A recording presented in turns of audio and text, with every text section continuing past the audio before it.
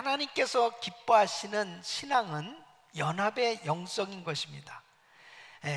하나님께서 참으로 연합을 기뻐하셔서 화목하고 하나 되어졌을 때 우리 주님께서 그것을 가장 아름답게 보시는 것입니다. 오늘 이 본문 말씀은 야곱의 일생에 있어서 가장 감격적인, 감동적인 그런 한 장면을 소개하고 있습니다. 야곱의 인생은 파란만장했습니다. 그의 인생 가운데 많은 여러 가지 사건들이 있었지만은 이 형 에서와 함께 서로 화해하는 이 장면은 가장 아름답고 감동적인 그런 장면인 것입니다. 사실 이 야곱은 형 에서와 한 집에 살 수 없는 그런 처지에 놓이게 되었죠. 야곱이 형을 속이고 장자권을 얻게 됐을 때 이 에서의 마음에 분이 생겼습니다. 도무지 이 야곱을 용서할 수 없는 그런 이 분노가 표출될 때 그의 어머니 리브가는 빨리 이 야곱을 집을 떠나서 삼촌 라반의 집으로 보낸 거죠. 그래서 사실 이 야곱은 20년이나 그 긴 시간을 참 죽을 고생하면서 삼촌 집안에서 지냈습니다. 그러나 하나님이 은혜를 주셔서 20년이 지난 후에 보니까 자식도 많아지고 종들도 많아지고 재산도 많이 늘게 되었습니다. 이제 고향 땅으로 금이 환양을 할 수 있는 그런 기회가 왔지만은 그에게는 여전히 어려운 문제가 있었습니다. 그것은 형 에서와의 문제입니다. 형 에서가 400명 군사를 데리고 자기를 잡으러 오는 이 소식은 그에게 있어서는 절망적인 소식이었습니다. 저절로 그는 철야 기도를 할 만큼 너무 힘든 그런 시간들을 보내야 됐습니다. 그런데 너무나 놀라운 사실은 이 에서의 마음이 눈 녹듯이 녹아졌고, 그리고 감동적인 이 화해가 이루어진 것을 오늘 이 본문은 우리에게 잘 보여주고 있습니다. 여러분, 어떻게 이러한 화해가 이루어질 수 있었을까? 이것은 정말 기적적인 사건이었습니다. 그렇게 이를 갈면서 이 동생을 복수하고자 하는 그 에서의 마음이 눈 녹듯이 녹아지고, 그리고 형과 정말 이렇게 연합되어지는 이러한 일이 일어난 것은 우리에게 굉장히 중요한 교훈을 주고 있습니다. 우리 사랑하는 성도 여러분, 정말 금년 한 해 내 인생에 살아가면서 걸려있는 그런 사람들이 있다면은 이렇게 에서와 야곱이 화해했던 것처럼 모든 것을 다 풀고 화해가 되어질 수 있는 은혜가 있기를 바랍니다. 이것이 얼마나 중요한지 모릅니다. 우리 인생에 정말 걸려있는 사람들이 있고 그 풀지 못하는 그런 묶여있는 그런 인간관계가 있을 때 행복할 수가 없어요. 정말 힘든 겁니다. 이것을 풀지 않으면 안 되는 겁니다. 저는 오늘 이 말씀을 통해서 이 원수되었던 두 사람, 이 불편했던 관계가 이렇게 화목해 되어진 이 사건을 통해서 만일 여러분 생에 이런 어려운 문제가 있다면 오늘 이 말씀이 여러분에게 해답이 되어지고 응답이 되어지고, 그리고 묶인 것들이 풀어질 수 있는 은혜가 있기를 간절히 축원합니다. 어떻게 야곱과 에서가 이렇게 화해가 되었느냐? 첫째는 이 화해 시작은 야곱이 순종하여 형에게 나아갈 때 이루어졌습니다. 사실 하나님이 야곱에게 자, 이제 이 고향 땅으로 돌아가라 이렇게 명령하시지 않았다면은 어쩌면은 야곱은 그냥 평생 라반이 라반은 삼촌 라반의 집, 그 땅에서 그냥 살았을 거예요. 거기서 살다 그냥 죽었을지도 몰라요. 예. 근데 하나님께서 떠나가라고 명령을 하셨습니다. 창세기 31장 3절에 보면 여호와께서 야곱에게 이르시되 네 조상의 땅 네 족속에게로 돌아가라, 내가 너와 함께 있으리라, 이렇게 말씀하셨습니다. 참 이 명령에, 이 말씀에 순종한다는 것은 사실 어려웠어요. 왜냐하면 이 외삼촌 라반은 욕심이 많은 사람입니다. 절대로 이 야곱이 가지고 있는 이 재산과 이 모든 것을 가지고 그냥 가도록 허락할 사람이 아니에요. 그걸 너무 잘 알고 있는 거예요. 무엇으로 알 수 있냐면은 야반도주 하듯이 이 야곱이 도망가듯이 갔거든요. 그러니까 그만큼 이 외삼촌은 너무 욕심이 많은 사람이었습니다. 그 허락을 안 할 것이며, 또 한 가지 문제는 지금 고향 땅에 형 에서가 살고 있어요. 이 형 에서가 정말 그 마음에 불편한 마음을 아직도 가지고 있단 말이에요. 그러니까 이게 참 쉽지 않은 일이었습니다. 그런데 하나님께서 야, 이제 고향 땅으로 가라, 이 말씀에 야곱이 순종을 한 겁니다. 순종을 해서 자기 모든 이 가족들을 이끌고 그야말로 몰래 도망을 가는 겁니다. 갔는데 아니나 다를까 이 외삼촌 라반은 자기 아들들과 종들을 데리고 추격해 따라왔어요. 3일길 만에 추격해서 잡았습니다. 이제 꼼짝없이 다 잡혀서 다시 가야 될 그런 형편에 놓이게 됐습니다. 그때 창세기 31장 24절에 보면은 하나님이 라반에게 나타나셔서 말씀하십니다. 밤에 하나님이 아람 사람 라반에게 현몽하여 그랬습니다. 너는 삼가 야곱에게 선악간 말하지 말라 하셨. 그러니까 하나님께서 개입하셔서 이제 이 야곱 일행을 갈 수 있도록 그렇게 그 문제를 해결해 주셨습니다. 이제 이 문제는 해결했지만은 참 아니나 다를까 역시 에서와의 이 문제죠. 에서가 군사 400명을 데리고 자기를 잡으러 온다는 이야기를 듣는 거예요. 기가 막히죠. 이 가운데 저절로 기도가 되기 시작합니다. 그래서 창세기 32장 9절로 11절 보면은 야곱이 또 가로되 나의 조부 아브라함의 하나님, 나의 아버지 이삭의 하나님 여호와여, 주께서 전에 내게 명하시기를 네 고향 네 족속에게로 돌아가라, 내가 내게 은혜를 베풀리라 하셨나이다. 나는 주께서 주의 종에게 베푸신 모든 은총과 모든 진리를 조금이라도 감당할 수 없사오나 내가 내 지팡이만 가지고 이 요단을 건넜더니 지금은 2때나 이루었나이다. 내가 주께 간구하오니 내 형의 손에서 에서의 손에서 나를 건져내시옵소서. 내가 그를 두려워하면 그가 와서 나와 내 처자들을 칠까 겁냅니다. 그러면서 하나님 앞에 두려워서 기도를 하는 겁니다. 여러분, 사실 이 화해의 첫걸음은 정말 어려운 일이죠. 여기서 두려움이 있는 겁니다. 어떤 두려움이에요? 혹시 이렇게 손을 내밀다가 보복을 당하는 거 아닌가? 또 화를 내면 어떡할까? 또 거절하면 어떡할까? 그리고 이 화해가 실패하면 어떻게 될까?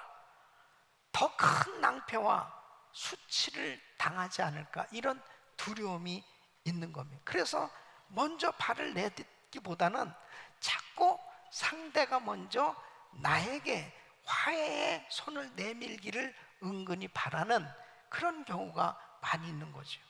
그런데 사실 이 화해하라, 이제 그렇게 손을 내밀라라 하는 것은 하나님의 명령이에요.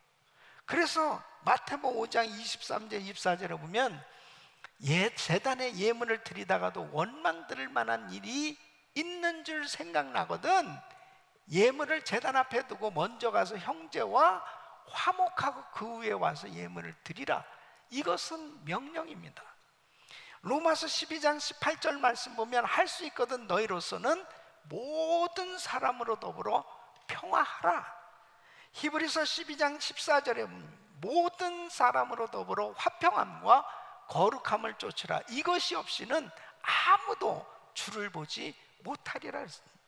그러니까 화해를 위해서 형제에게 나가는 것은 하나님의 뜻이에요. 그렇기 때문에 피해서는 안 되는 것입니다.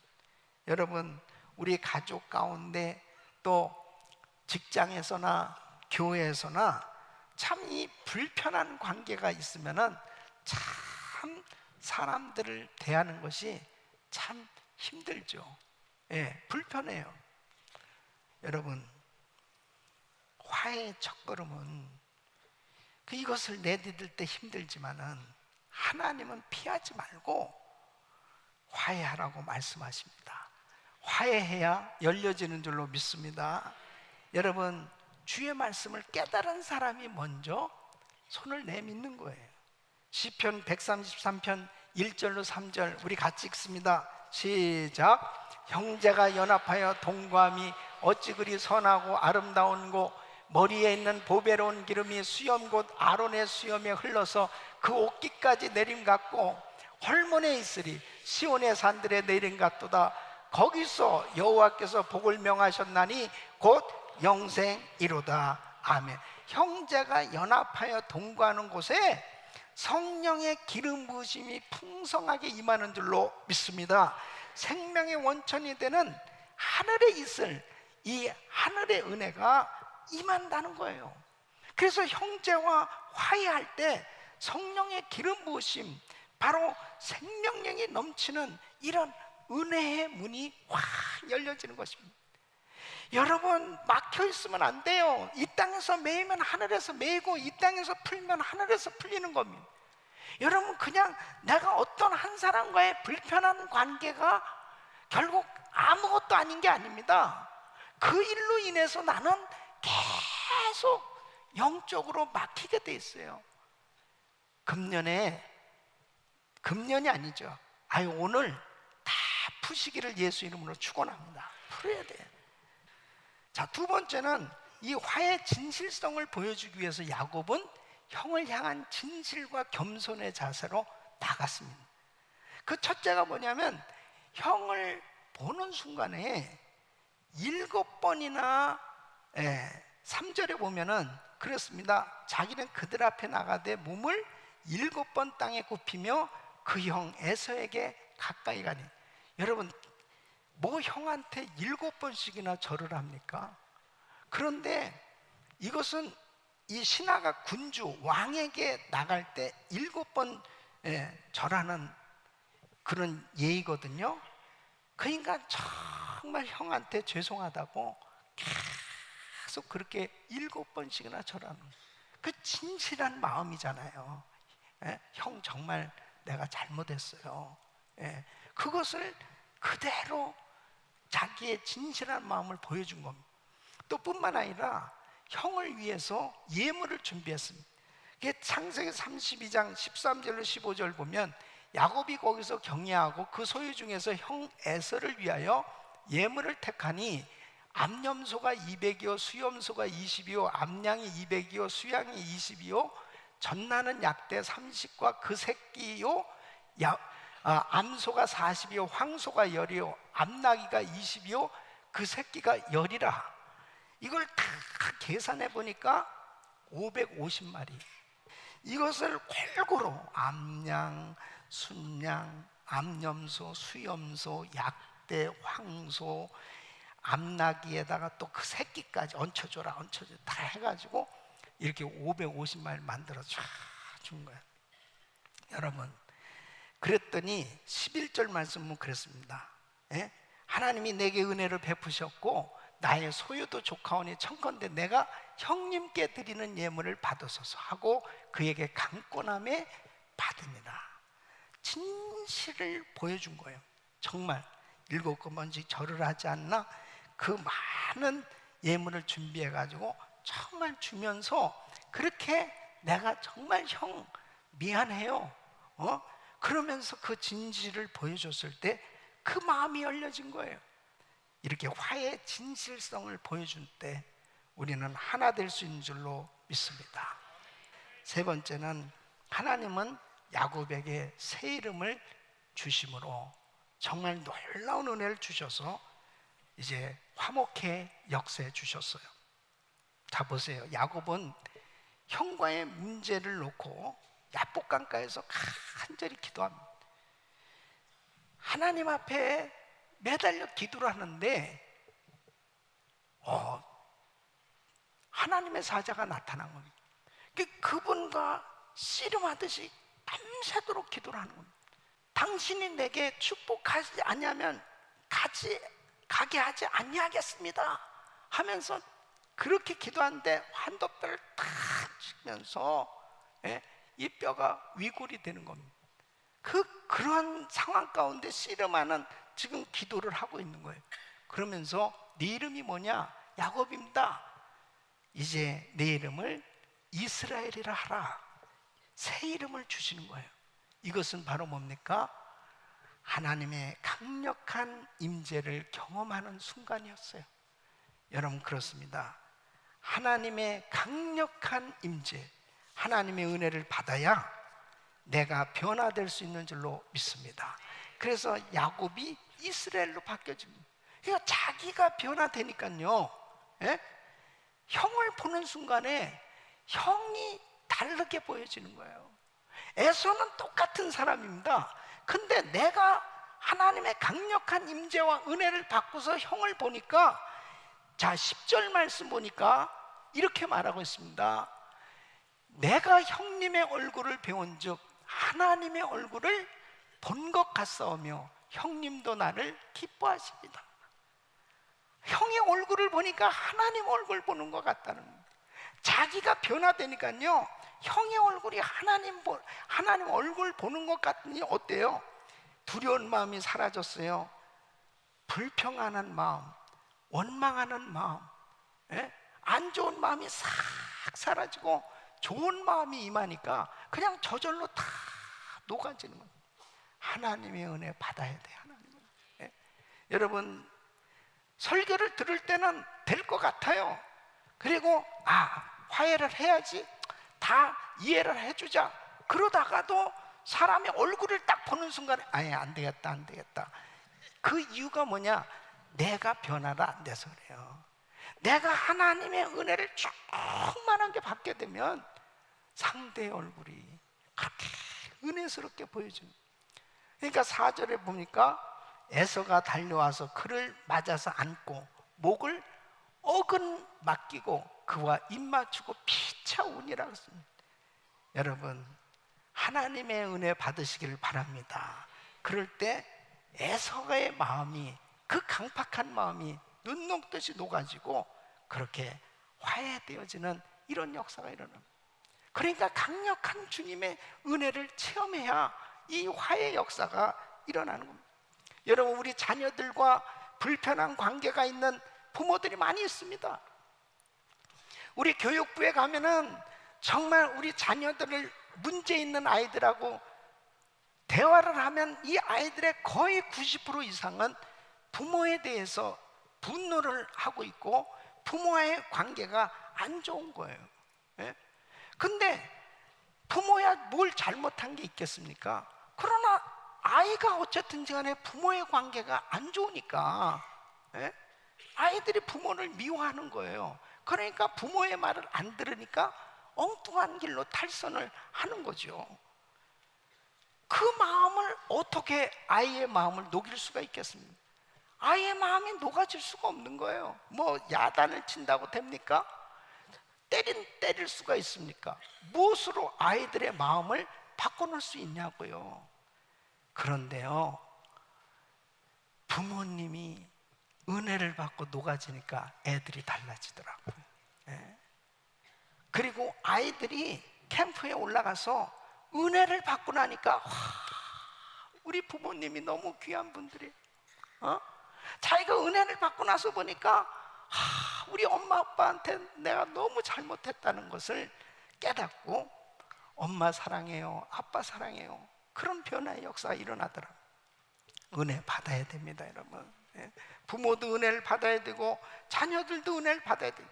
이렇게 야곱이 은혜를 받으니까, 이스라엘로 바뀌어지니까, 하나님의 임재를 경험하고 나니까 에서는 그대로 400명 데리고 왔어요. 그대로. 예. 400명 데려오다가 멈춘 게 아니에요. 그대로 군사 400명 데리고 왔는데, 야곱이 바뀌어지니까 에서의 마음이 눈 녹듯이 녹아지고, 그리고 여러분 어떻게 되는지 알아요? 12절 말씀 보면 에서가 이렇게 말합니다.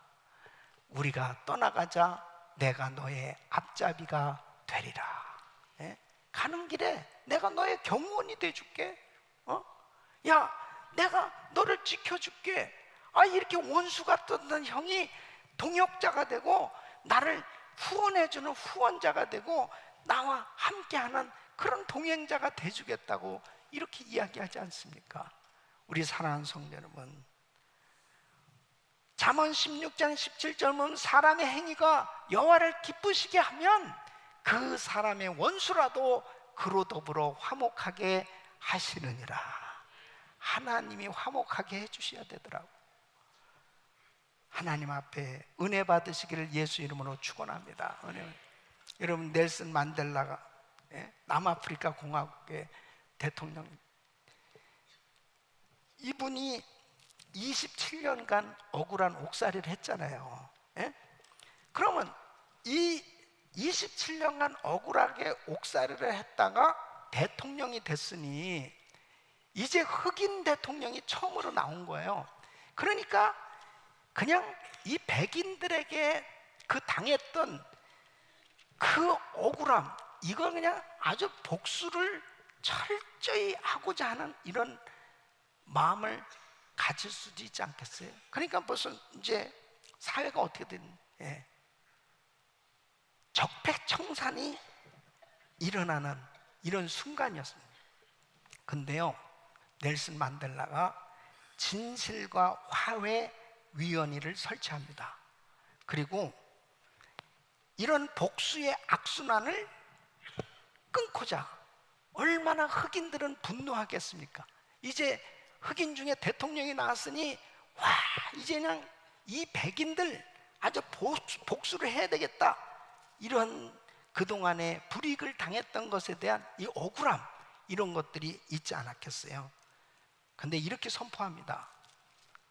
그동안에 백인 경찰이나 군인들에게 정말 어려움을 당했던 모든 다 고소를 하게 하는데, 이제 스스로 이런 범행에 대해서 자기의 잘못을 인정하고 다 털어놓는 사람들에게는 이유 여하를 막론하고 재판에 회부하지도 않고 처벌도 하지 않겠다고 그럽니다. 근데 그 중에 이 백인 경찰관이었던 이 반드 블랙이라는 사람이 있어요. 이 반드 블랙이라는 사람은 자신의 동료들과 함께 18세의 흑인 이 소년을 총으로 쏘아서 죽이고, 그리고 그것을 증거인멸하기 위해서 불로 태워 죽였습니다. 자기가 이제 증언을 하는 거예요. 그리고 8년 후에는 그 집으로 가서 그 아버지를 체포해서 그 아내가 보는 앞에서 이제 그 나무 장작더미 위에다가 묶어놓고 불로 태워 죽였습니다. 지금 그 아내가 지금 여기 증인대로 서 있는 거예요. 근데 이렇게 법정에서 이야기합니다. 자, 반드 블랙에게 무엇을 원합니까, 부인? 그랬어요. 그랬더니 이렇게 이야기합니다. 제 가족을 저 반드 블랙이 다 데려갔습니다. 근데 저에게는 아직도 저 반드 블랙에 줄 수 있는 사랑이 있습니다. 한 달에 2번씩 우리 집에 와서 제가 엄마 노릇을 할 수 있게 해주세요. 그리고 우리 남편 장례식 잘 제대로 한번 치를 수 있게 해주면 좋겠습니다. 그러면서 이렇게 말합니다. 나는 반드 블랙스가 하나님께 용서를 받았다는 것과 나도 그를 용서한다는 사실을 모두가 알기를 원합니다. 나는 내가 정말 용서했다는 것을 저 반드 블랙스를 알 수 있도록, 그러면서 가서 그 사람을 안아줍니다. 마치 손양원 목사님이 자기 두 아들을 죽인 그 살인자를 양아들로 삼아준 것처럼 자기 아들과 자기 남편을 그렇게 무참하게 죽인 그 죄인을 용서해 준, 이것은요 하나님의 은혜가 임하지 않고서는 이렇게 할 수가 없는 거예요. 지금 대한민국은 적폐청산이라는 그러한 것으로 인해서 계속 소용돌이 속에 한쪽은 시원할지 모르면 또 한쪽은 막 또 억울한 사람들을 만드는, 그 다음 정권이면 또 한쪽은 시원할지 모르면 또 한쪽은 억울한 일들이 계속 일어나는, 여러분 이렇게 넬슨 만델라처럼 자기도 27년간 억울한 이 외딴선에서 옥살이를 하면서 가진 고통을 당하고 그 엄청나게 백인들에게 짓밟히고 그 많은 흑인들이 이렇게 무차별로 살해당하고 고통을 당했어도 더 이상 복수의 악순환은 계속 지속되는 한은 우리나라에 소망이 없다. 이제 끊어야 되겠다. 딱 끊어버렸을 때 그 나라가 화평하게 된 줄로 믿습니다. 정말 저는요 우리 나라를 위해서 기도하면서 정말 이런 좀 은혜로운 대통령, 이런 나라에 하나님의 은혜가 임하지 않는 한은 우리 나라 소망이 없는 거예요. 그 조그만 땅덩어리 하나님이 얼마나 많은 복을 주셨는데 지금도 남북한이 나눠져서 계속해서 계속 끊임없이 적대시하면서 어느 때까지 이렇게 계속 가야 되겠냐 이거예요. 적폐청산이라는 건 있을 수 없어요. 법에서 벗어난 것은 다 반드시 법의 심판을 받게 되겠지만 반드시 화합이 이루어져야 될 줄로 믿습니다. 이것은 우리 조국의 가장 큰 암세포같이 지금 번져져 가고 있는 우리 조국의 현실을 바라보면서 피를 토하고 싶을 만큼 저는 간절히 기도하고 있어요. 하나님 우리 조국을 살려주시고 우리 서로 형제들끼리 서로 사랑하고 이제는 다 서로 화합하고 하나 되어서 정말 세계를 향해서 우리 민족의 우수성과 우리나라가 얼마나 귀한 민족이며 세계 선교를 향해서 함께 제사장 민족으로 쓰임받게 하여 주시옵소서. 이런 은혜가 있기 위해서는 서로 싸우면 안 됩니다. 하나가 돼야 되는 것입니다. 이 일은 우리 가정에서부터 이루어져야 되고 우리 교회에서부터 이루어져야 되고 우리 모든 성도님들이 서로 화해할 때 우리 민족의 화해는 이루어지는 줄로 믿습니다.